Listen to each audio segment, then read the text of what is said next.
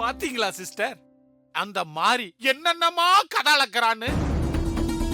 இதுக்கெல்லாம் அந்த கோவில் பூசாரி கேளா போல்டு, அந்த நீலகண்ட சாஸ்திரிகள் அவருடைய வளர்ப்பு அப்படி. சிஸ்டர், உங்ககிட்ட பொட்டி பாம்பா அடங்கியிருந்தால பொறி உருண்டை, அவ இப்ப மாரியோட சேர்ந்துக்கிட்டு உங்களுக்கு எதிரா உருண்டு உருண்டு எப்படி எல்லாம் பேசுறா. இதெல்லாம் இப்படியே விடக்கூடாது சிஸ்டர். அந்த பொறி உருண்டிய ஒரே நெசுக்கு அப்படியே பொடி பொடியா ஆக்கிரணும் சிஸ்டர். சிஸ்டர், மாறி உங்களை ஒவ்வொரு விஷயத்திலையும் அவமானப்படுத்துறா, ஜெயிச்சுக்கிட்டே இருக்கிறா.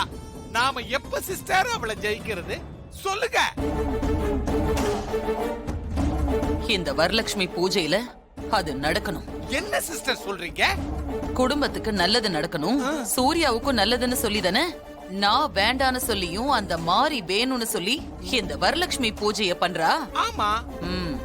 இன்னைக்கு பூஜைக்கு பக்கத்து வீடுகள்ல இருக்கிற பொம்பளைங்க எல்லாம் வருவாங்க. மாறி வரலட்சுமி பூஜை பண்ணிட்டு இருக்கும் போதே சூர்யாவுக்கு எதிரா ஏதாவது கெட்டது நடந்தா,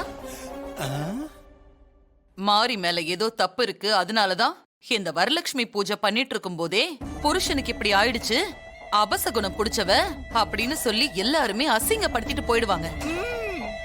அந்த மாறி அவமானப்பட்டு அப்படியே நிப்பா. சிஸ்டர், நீங்க சொல்றதெல்லாம் கரெக்ட் தான் சிஸ்டர்.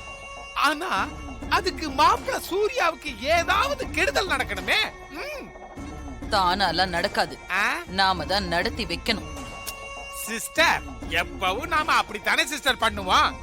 இப்ப நீங்க என்ன பண்ண போறீங்க, எப்படி பண்ண போறீங்க, அத முதல்ல சொல்லுங்க சிஸ்டர். சொல்றேன். அதுக்கு முன்னாடி நாம அந்த பாம்பாட்டிய சந்திக்கணும், அதுக்கு ஏற்பாடு பண்ணு. ஓகே சிஸ்டர், நம்ம கிட்ட ஒரு விஷ நாகத்தோட ஒரு பாம்பாட்டி அலைஞ்சிக்கிட்டு இருக்கிறான், அவனை உங்ககிட்ட கோத்து விடுறேன்.